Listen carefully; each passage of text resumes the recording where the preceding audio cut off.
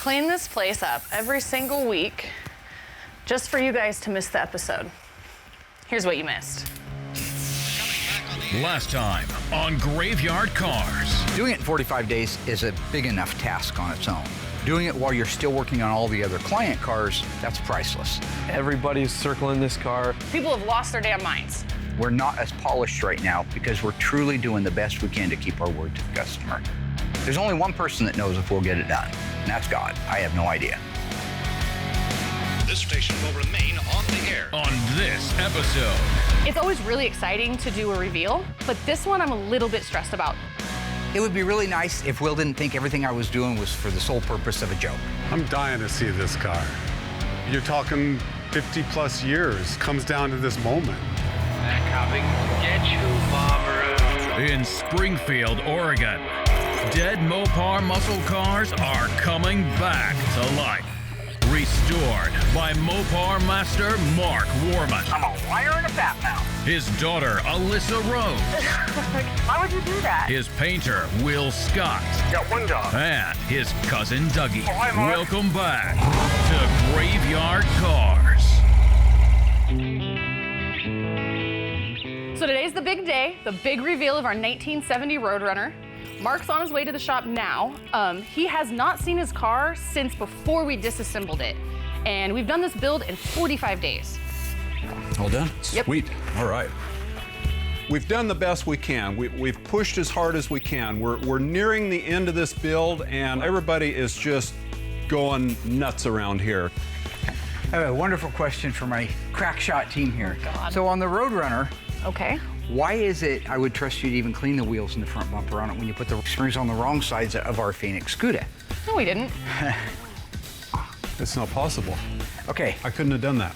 We built it right side up to do the brakes because that was easier. And now to put the leaf springs on, it's upside down and backwards, and keep up with that.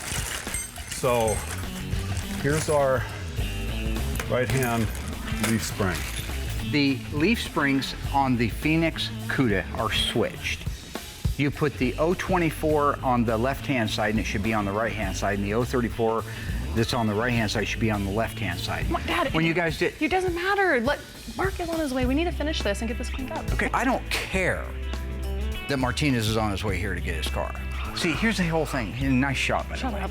I made Here's it. the whole point. I made it. If you take into consideration that we should be doing the best work in the world, and this little thing about the leaf springs is wrong, it's out in front of the world. So in my mind, if you don't like episode 6 because we had a leaf spring screw up, watch episode 7, okay? Are you sure that we did it wrong? Are you sure it wasn't the way it looked on TV or something? Come on. We don't have time. I don't care if you don't have time. We're not gonna put out another car until we do things right. I Oh want my this God. fixed, and I want it in this episode. I don't care. So they can all be running around excited and worried and nervous at what Martinez is gonna think about his car. But I'm gonna go lay on them right now that they screwed up. It went out in front of millions of people around the world, and we're gonna clean it up this episode. I have a question for you. What's that part number? 340024. 24, right? Right. Is a 2 an odd or an even number? It's an even number. It's an even number. So it should be on the passenger side of the car. Right. Okay. What's that number? 3400034. 34, okay? Uh-huh. Is 3 an odd or an even number? Odd. An odd number, like you. It should be on the driver's side. Even if this is upside down, they're still on the wrong side. So you're, yeah. Dad, why do we need to address this right now? We Because have there is no Mark tomorrow. coming. There is no tomorrow. So, Rocky 3, remember when, Okay. So it was, you remember, it was Apollo Creed was trying to train Rocky, but he didn't have no heart, right? And so Rocky keeps saying to Apollo, hey, I'm gonna train tomorrow, I'm gonna train tomorrow. And Apollo screams out, there is no tomorrow! And then they cut to the next scene where Rocky's standing in front of the mirror and he's repeating it in his head, there is no tomorrow, there is no tomorrow. And he's banging the mirror like that. Yeah. So what about his dog? Whose dog? Rocky's dog. Buckus? Yeah. What the hell about him? Well, that's what I was talking about.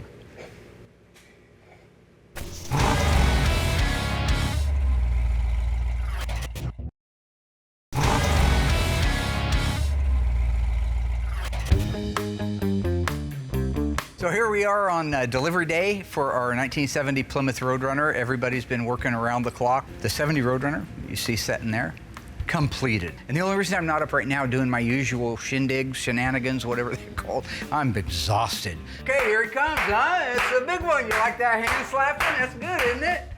Producer hates it when I do that because it's loud. They say something's wrong with me with that nervous No one laughter, likes but listen to that. how loud it is. It's always really exciting to do a reveal, but this one I'm a little bit stressed about just because we didn't have the amount of time that we usually have. And even with the normal amount of time, we always have little things go wrong. So I'm over here kind of biting my nails. You know, I hope Mark likes his car. You know, I hope this goes well. Oh, see, that one even got me right there a little bit. That's funny. I can't wait for him to get here and see his car because he's a businessman and he's gonna tell us exactly how he feels. When he gets here, he's got to take in an awful lot of stuff. He's not gonna with us, he'll tell us. Don't how it ever is. say the S word around me. What? S? Businessman? He's a businessman? Businessman starts with an S? What country? We've been working some really long hours on this car, and after hours and weekends, and you know, we have really pushed through this car, and I hope it's good enough for Mr. Martinez. Every detail was finished, and from what I can tell, to perfection. The real final detail is him coming in and his response to it. And that's why we're all walking around a little bit on pins and needles. There's the man of the hour right there. Hey. Mr. Marcus Martinez, how are you, brother? Well, came to get my car. It's so emotional, I really can't even describe it to you. You know, this is definitely a full circle kind of thing in my life. You know? So you pretty excited? Are you kidding me? How long you been waiting to see your baby now? Since 1973, when I traded it in, and I haven't been able to sleep the last few nights, but I wish that everybody had the experience to work with a complex project like this and watch a true professional do his craft. I don't think I can isolate on any one particular thing that's really gonna drive me on this thing. As the memories come back to me, there's just gonna be such an overwhelming, it's gonna be a very overwhelming experience. It just says an awful lot about leadership. Good. You know, and Just talking about leadership. yeah. All right, anyways, let's see the car. He does not strike me as the kind of guy that's gonna water anything down. If there's something that's not right, he's gonna hit me between the eyes with it. All right. You ready to go see a car? Let's go out and take a look at a car, buddy. All right, here we go. Into the fray. This whole build is full of firsts. Building a car in 45 days, that's a first. So we got her all covered up. Wow. The cover that you see right now is tailor-made specifically to your car. The thing that makes this a first is he did not want to see any progress pictures. I'm dying to see this car. You're talking 50 plus years, comes down to this moment. Okay, so here comes a 1970 Plymouth Roadrunner in Alpine white. When he looks at the car today, is it the right white that he was remembering from 55 years ago? I know I painted EW1, which is the only white that was available. Maybe somebody painted his car back in the day. I don't know. With a V21 Hood Sport treatment, V1X black top with black interior. He hasn't seen the vinyl top in person. He hasn't seen the interior in person. He hasn't seen anything, either in person or in a photograph, I should say. Everybody's very nervous.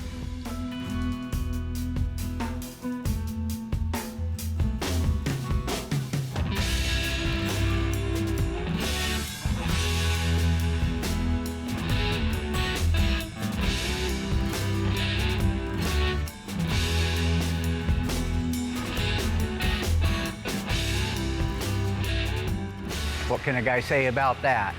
So the reaction on Martinez's face was priceless. When we uncovered that car, he just looked over and you saw the reaction on his face. He was blown away. It's meant to be that. It's meant to be that. It's way more. If it takes your breath away, that's what it's meant to do. Holy crap.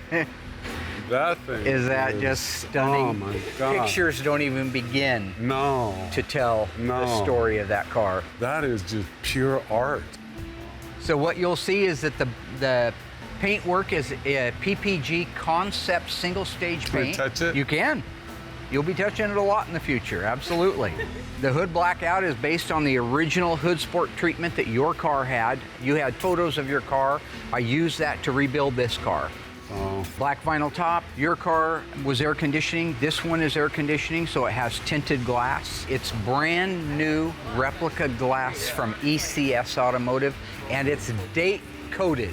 Your car did not have the dust trail stripe down the side. It just had the running bird, so they are in place. your car, you wanted Kragers on because that's what you put on after the fact, right? So there are your Krager 5-spoke. They are a 15.8 in the back and a 15.7 in the front with BF Goodrich TA radials. Wow. It's a lot to take in. I just blabber, so don't worry about me. This thing is just so... It sits there like a piece of jewelry, doesn't it? Yeah. It's just gorgeous. No, I love them. I'm going to move that into the living room. Wow. It'll be a great showpiece for your heart, but also for your business. When you do go to the trade shows and you want to flex a little muscle, that will be a car that you will not see another one like it anywhere ever. Wow. And that's because of one thing. Graveyard Carz did it, and we do it to the best ability we have. It may not be perfect, but it's as good as we can make it. Can I ask you something? Yes, sir. When I approached you about a white one, I mean, because everybody's going, why I wasn't a blonde? fan.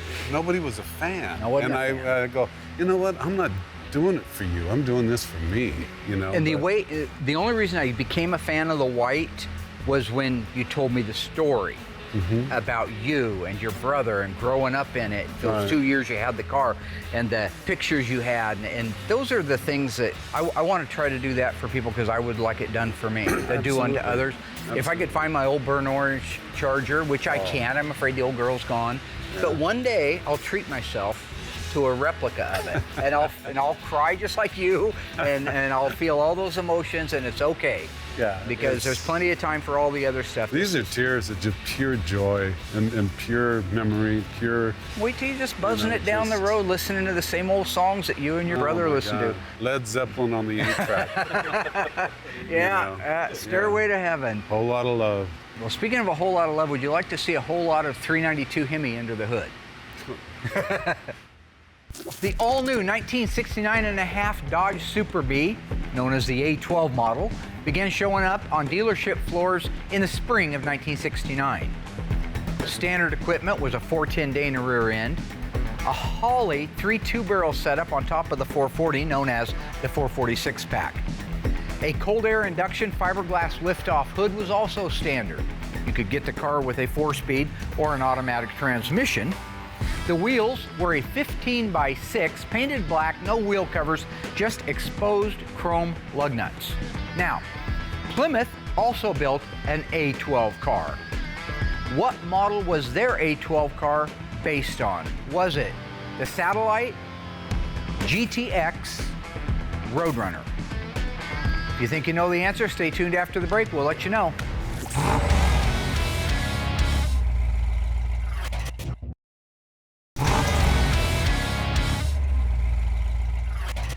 All right, my ghoulish friends, how did we do on that one? The A12 package car, like the Super Bee, was available in a Plymouth model. What Plymouth model was it?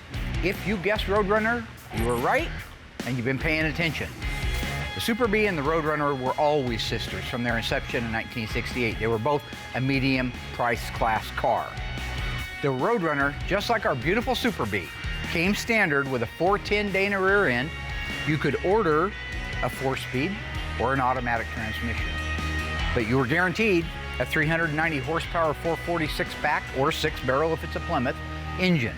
Lift-off cold air induction fiberglass hood, steel wheels, red line tires. Everything that was available on the Bee was available on the Roadrunner. It's just that the first 2 digits of that order would be RM instead of WM. So now you know a little something about the A12 cars.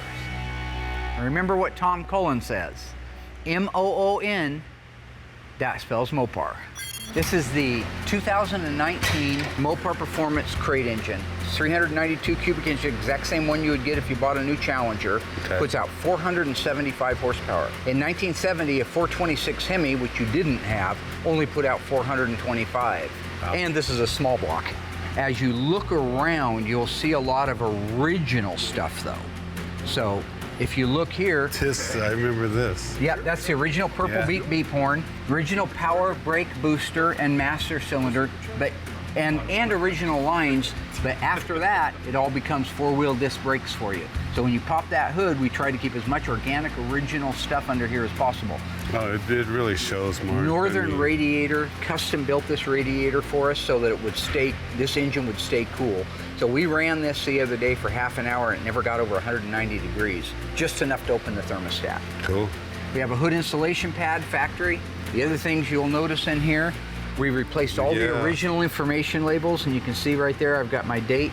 This is the Over here is the original fender tag. As we know, this is an original Roadrunner, and it was a different color than this, but this is the original tag. Awesome. A replica from ECS of the original idling instructions, idle fuel air mixture instructions. Making the air conditioning system was always tricky. We end up making our own hoses in a lot of cases. It's okay. Because originally this is a big old V8 in there. It had this great big compressor on the top. Well, now with this engine, the compressor is just a small aluminum one that mounts way down here. Holy moly. So all that plumbing over there is for your air conditioning, and that is your ECM. So your fuse panel for your controller for the engine, it's easy access under the hood, just like So working that's the computer? That's the fuse. Yeah, the computer's back there, and the control panel for it's right there. So if you blow a fuse, it's right there. This is just art. I mean, I collect art too. Oh, good. You know, so. Good. I'm Can you very- take Dougie with you? Because we've always kind of considered him a form of art. Yeah. So we know that your car originally started life with a 383. Right. And this has got the 392 in it. Right. That was long before they thought of the 392 crate engine. So in your car, you told me you had turn signal indicators in the back of the hood. Right. And of course, if it was a 383, then right here in the back, it would say 383. Right. So take a look at what we did for you here. I reached out to our friends down at Phoenix Graphics, and they made us a three-dimensional graphic that calls out 392 Hemi. And That is just.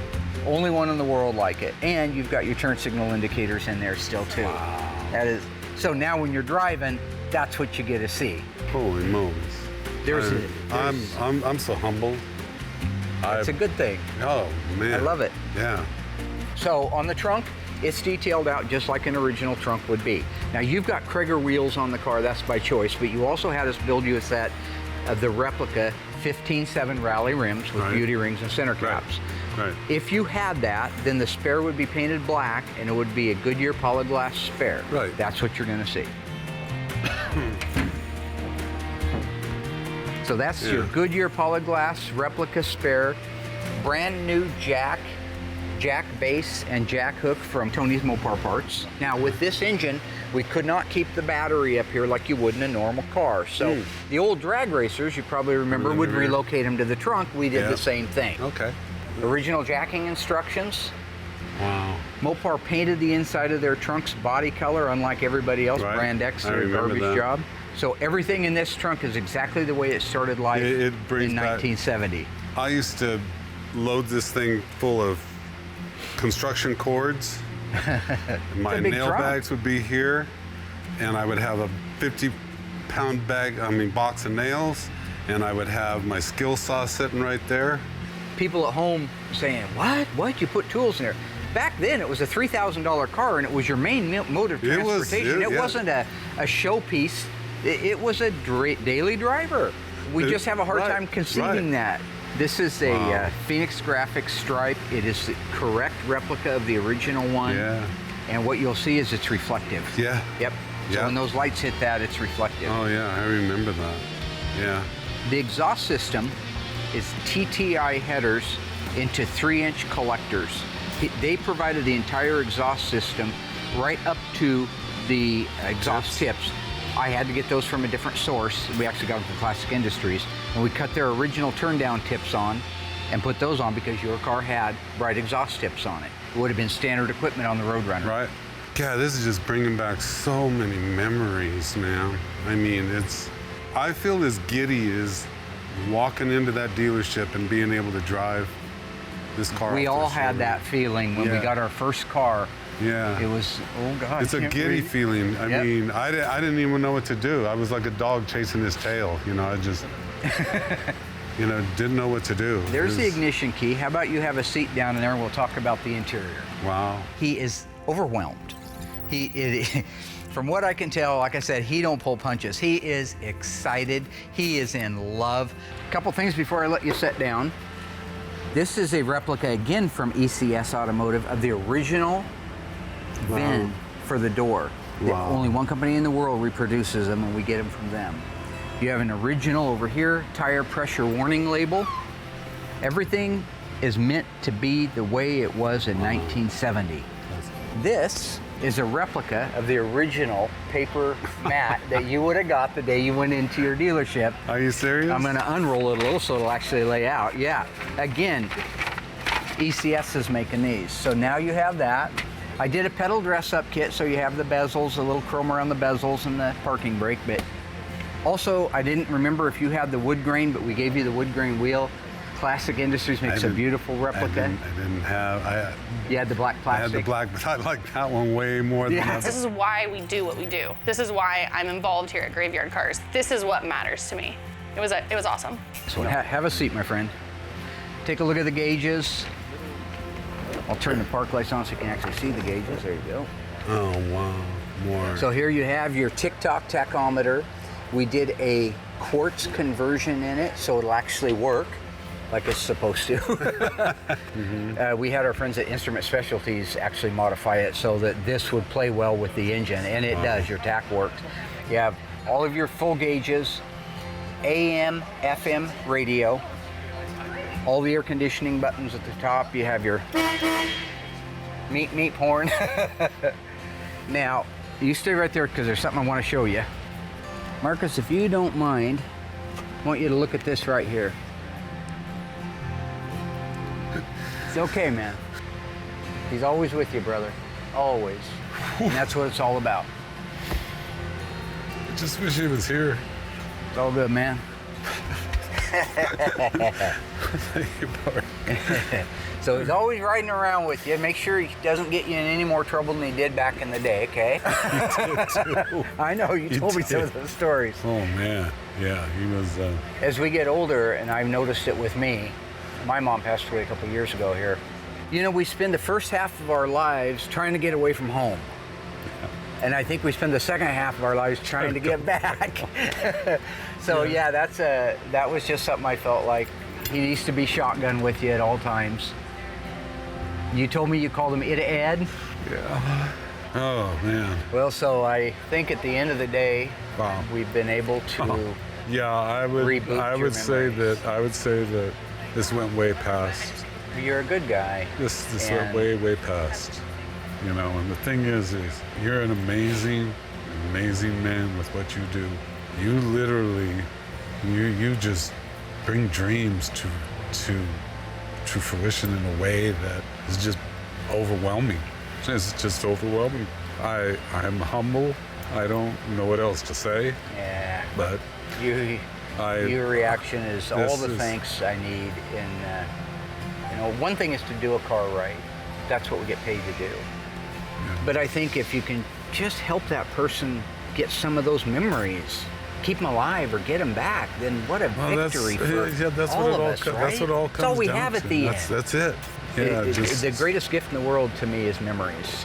Yeah, the thing is, without them, why you here? Yeah, why? Right. Why you here? Why are you bothering if you're not making something real? Yeah, exactly. I'll be forever in your debt, Mark. Yeah. Forever in your debt. One great thing this morning was it was a little bit quiet when I first got in, and I was able to get the car out, start it up, warm it up, and go on a test drive. The gears feel good. This is the 6-speed transmission that we get from our friends over at Silver Sport. It's a Tremec that's been modified to fit perfectly in the center opening of a B-body floor. We can even use the B-body shifter handle with it, the pistol grip. So here we go.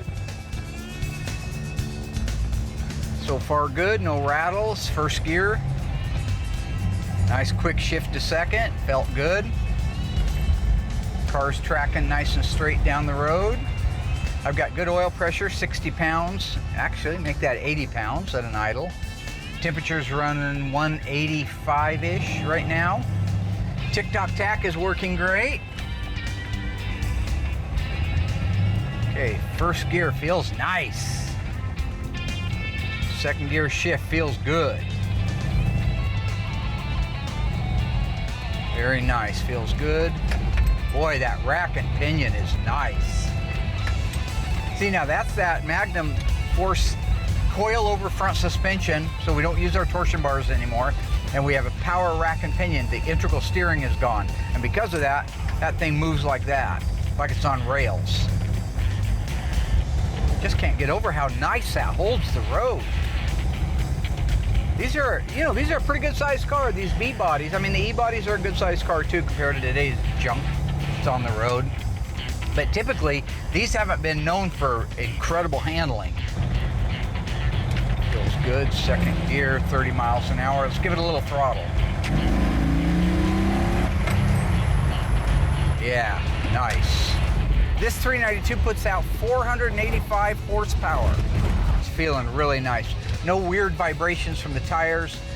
Handling the road like it's supposed to. It's shifting like it's supposed to. That's just a nice idle. According to this, it's about 900 RPM. It's a really nice first drive. Every gauge working, heat work, AC, wipers, steering. I love the turn signal indicators in the back of the hood. That is just the coolest feature. Mopar always the coolest. I mean, yeah, granted they had great colors, all the cool stuff, but just everything together as a package made these such a neat car. It's no wonder a kid just fell in love with them. I don't know why more kids didn't, because around town here in Springfield, there weren't very many Mopars at all. Me and Doug had about the only ones at the high school besides a couple other kids. Everybody else was Chevy freaks and Mustangs. Plain hamburger, no identity stuff, you know? People who had no aspirations to do anything with their lives, they'd drive a Camaro. Well, that was back then. Now, obviously, it's different. I wanted to be able to go on a test drive before Mark got here for obvious reasons, but my intention is to have Mark ride with Alyssa. Alyssa's the new QC manager. That means she is now in the crosshairs, where old Mark Warman used to be. Oh, this thing is insane. I mean, insane. I can tell. You didn't want a Prius? No, a Volt. Yeah, oh yeah. So you're a little shook. Whoa. I'm figuring out how I'm gonna learn how to drive the damn thing. You know what I mean?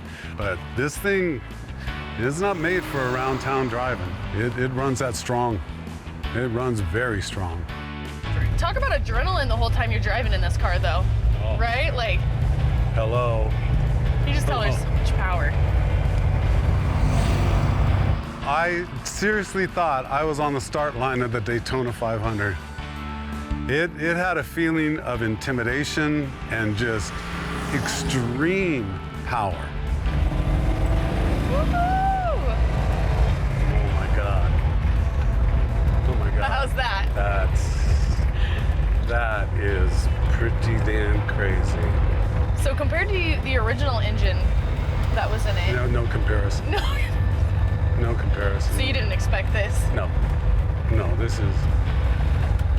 this is way the hell over the top. I mean, holy moly. You know, I was able to put my foot a little bit in it, but it pinned me so hard to the seat that I just backed right back out of it.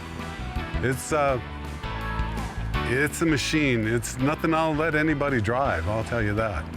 You know, it's insane. It's fast, huh? Pretty crazy. You can tell it just wants to go. That's all it wants to do. Yeah. The shoulder strap wasn't a bad idea. Woo! That is so cool. You don't get that in another car. You don't get that. No. That pull, as soon as you feel that pull back, it's like the butterfly. It's like, woo, okay. This is cool, girl. This is cool. Your pops is the He's okay sometimes, I guess.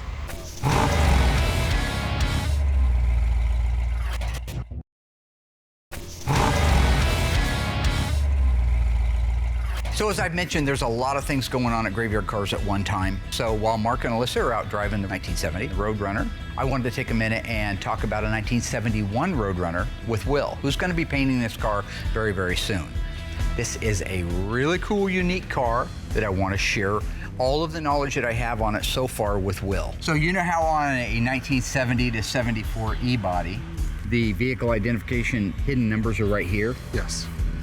In this case, they're over here on this lip, which would make faking one of these a whole lot easier. Oh, yeah, absolutely. Right? Drill those spot welds out, pop it off. Right. Yeah. That's right. And then spot weld it on the new one. So there are bad people out there that do things like that all day long. Mark has decided to pull me from my important job of painting to come out here and do a walk around on a Roadrunner. Not sure exactly why, but anything to disrupt my day, he'll jump in the middle of to make sure it happens. From the firewall forward, the 71 to 74 B body is very similar, if not almost identical. To an E-body? To an E-body, that's Yeah. right. Yeah, you know the answer, you just throw it right out there. I did. Yeah, well, I told you that earlier. No, you didn't. All you're doing is reminding me of what I already Don't said. touch the car. I know it needs to get primered. Well, you just touched that. All right. It would be really nice if Will didn't think everything I was doing was for the sole purpose of a joke. All right, I do like to have fun and I do like to be lighthearted, but I'm also trying to teach him something that is very important. Yeah. And what exactly are the E-body cars? Cudas, Challengers. You say it with more authority because you seem like you're kind of guessing. No, Okay, Cudas Challengers. and Challengers, that's right. And what year represents the E-body? The important ones. See, you shouldn't be shooting stuff out like you're all that in a bag of chips. I'm Okay. not. There's really no point in being out here. He does take you around and show you cool things that I don't know. But the problem is, A, I don't have the time, and B, he's a horrible teacher. Now this car's a 1971 Roadrunner. They call it the Coke bottle style. Well, this and the Charger, the 71, 74 B bodies, they were calling the Coke bottle style.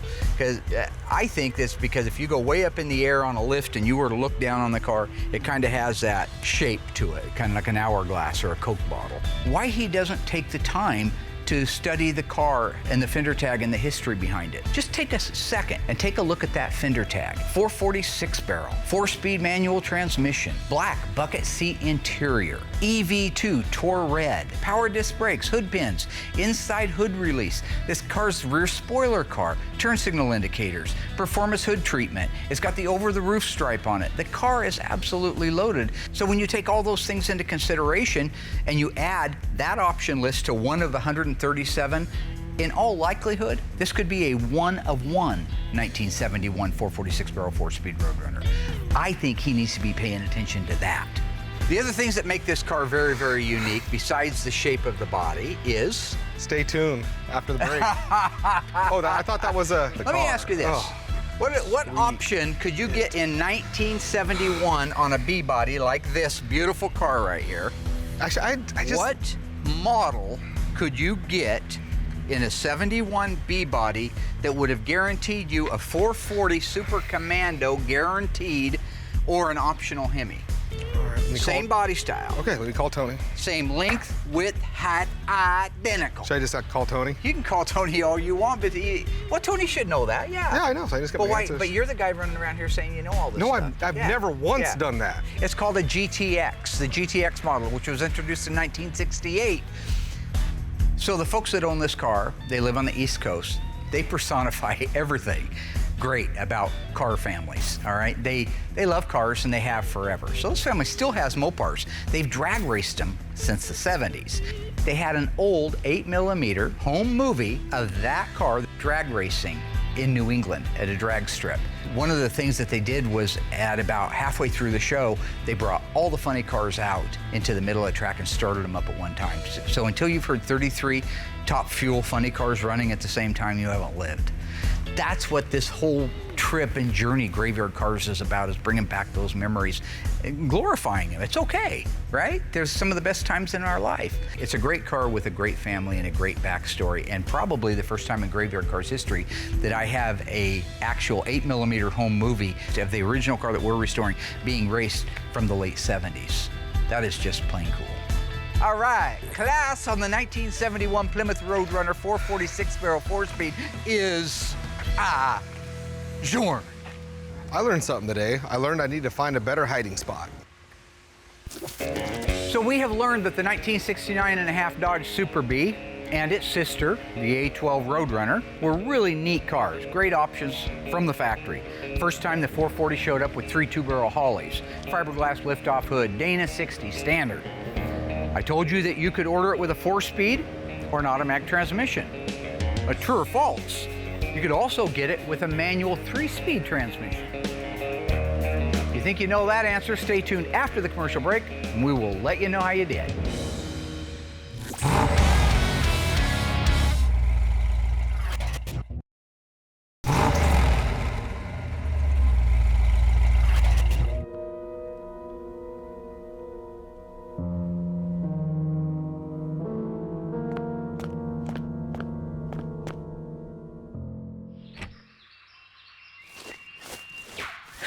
Whoa.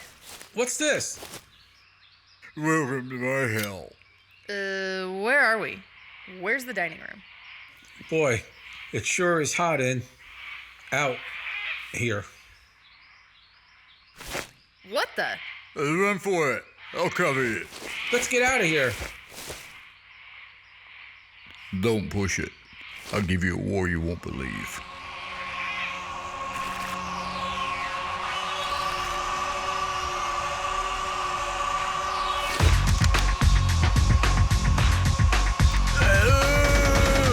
So anyway, I tells the little chick, look, yes, I graduated high school. Yes, I've got the Trans Am. What the heck is going on? Where were you guys? Hey, we've been here the whole time, pal. Where have you been? I've been getting worried. The butler. Dead. Knife. Note. And then the jungle. Are you saying he's been murdered? My word. Someone's been murdered? Oh my God, you're alive? And you have dinner. Hey, where's Gambo, pal?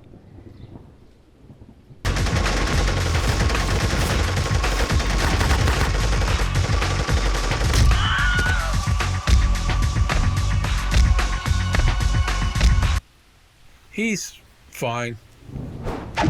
Now, how about that dinner?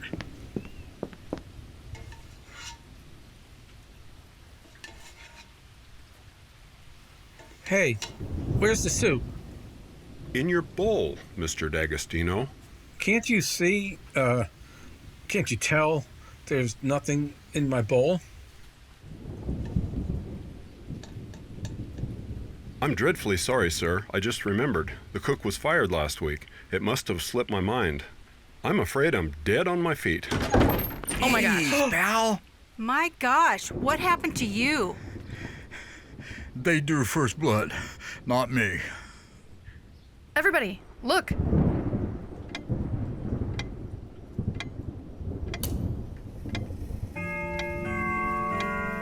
We're out of time.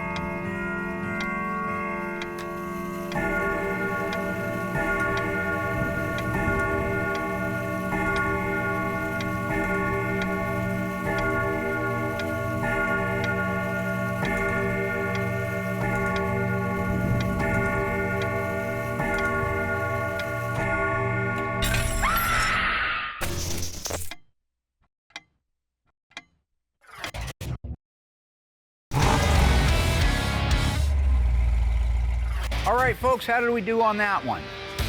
We know that the 440 six-pack, six-barrel in the Plymouth, A12 cars were super cool. Had a lot of standard features on them. I even told you that you could order a 4-speed or an automatic transmission.